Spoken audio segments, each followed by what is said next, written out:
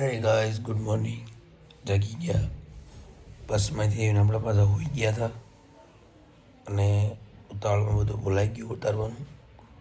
સારું તો નાહી ધોઈને ફ્રેશ થઈને પછી મળવી. હે ગાઈઝ ગુડ મોર્નિંગ, સ્વાગત છે તમારું બધાનું આપણા બ્લોગમાં. જય હિન્દ, જય મહાદેવ. નાહી ધોઈને થઈ ગયા ફ્રેશ અને હવે ભાઈનો ફોન આવી ગયો છે કે આપણે બહાર જવાનું છે, મતલબ ગાડી લેવાય જગ્યાએ. ગાડી આપણી બીજા ભાઈબંધના ઘરે પડી છે, ત્યાંથી લઈ આવી અને ઘરે મૂકી દેવી તો આપણે સરળતા પડે ક્યાંય પણ જવામાં. ઠીક છે. અને ઘર જો તો તમને ખબર પડી ગઈ છે, એમ આપણે સુરત આવી ગયા છીએ. લગ્ન બગન બધાના પતી ગયા. હવે એક મેરેજ છે પાછા 5-6ના ભાઈના, જે આપણે વ્લોગ બનાવ્યું હતી ત્યારે જવાનું છે, ત્યારે જઈશું. ચાલો તારે મળીએ આપણે.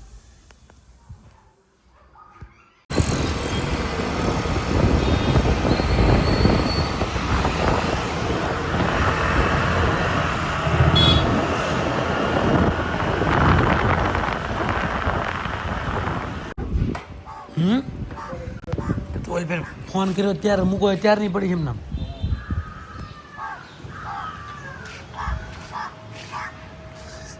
ગાડી મિત્રો હાંકે બીજા, સાફ આપણે કરવાની કાયમ.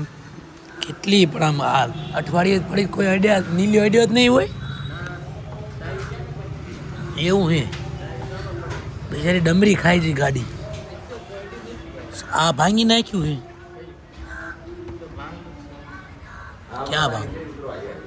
ક્યાં ભાંગલું હતું?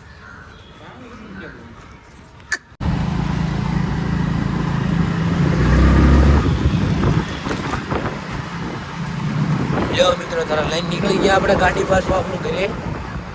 બિચારી ધૂળ ખાઈ ગઈ હતી, થોડીક સાફ સફાઈ નવરાઈ પડશે, લઈ જઈને ખાઈને સર્વિસ કરાવી નાખશું. ચાલો તારે મળવી ઘરે જઈને.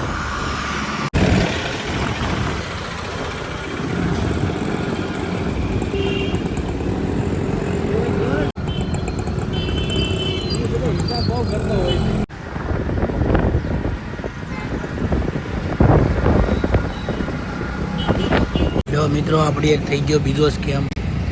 એક ગાડી લઈને આવ્યા, બીજી જગ્યાએ મૂકી, અને પછી આપણી બીજી ગાડી લેવા જવાનું છે, ઘરે લઈ જવાનું. આપણી બે ગાડીઓ ઘરે મૂકી દેવી, પછી આપણું કામ પતી જશે. રસ્તામાં ઊભા રહી ગયા એક જગ્યાએ, કામ હતું થોડુંક, પછી જઈએ આગળ. ક્યાં હે ગાડી? ભાઈએ ચલાવી લીધી અને આપણો વારો ચડી ગયો ટુ વ્હીલમાં. થઈ ગયો ને સ્કેમ. અકરા સ્કેમ જ થાય આપણી. ભાઈ નીકળી ગયા ગાડી લઈને, અને આપણે પાછળ હેલા જઈને તો જાય છે. આપણે પાછળ ઘરે પહોંચી જઈએ ને, ઘરે પહોંચીને પછી તમને મળી. ચાલો. ડ્રાઇવિંગ જોતાં હવે એવું લાગે છે કે ભાઈ હવે પક્કા ડ્રાઈવર બની ગયા છે, કમ્પ્લીટ એક નંબર ડ્રાઈવર. લ્યો મિત્રો, ત્યારે આપણે પાછા ગાડી લઈને પહોંચી ગયા ખરી, અને ભાઈ ગાડી પાર્કિંગ કરીને આવતા હશે. પછી જમી લેવી, કેમ કે હવે વાગી ગયા છે 2 અને લાગી છે ભૂખ, બહુ ભૂખ લાગી છે. ચાલો તારે જમી લેવી, અને પછી આજ તો કંઈ કામ છે ને, મતલબ આજે આપણે જવાનું હતું કોલેજે, પણ એમાં એવું થયું કે હજુ એક અમારો પાર્ટનર નથી આવ્યો, તો એના કારણે આજનું કેન્સલ રાખ્યું. અને હવે કાલે સબમિટ કરાવવાનું છે, તો કાલે મળીએ કોલેજે. આજે તો હજુ આપણો દિવસ બાકી છે આજનો. કાલે જાવી, પછી ખબર શું થાય, મતલબ શું કાલ થાય છે ને, જે અમને કંઈ ખબર નથી. મતલબ કાલનું કાલ જોયું જાય છે, આપણે આજનો દિવસ જીવી લઈએ મોજથી.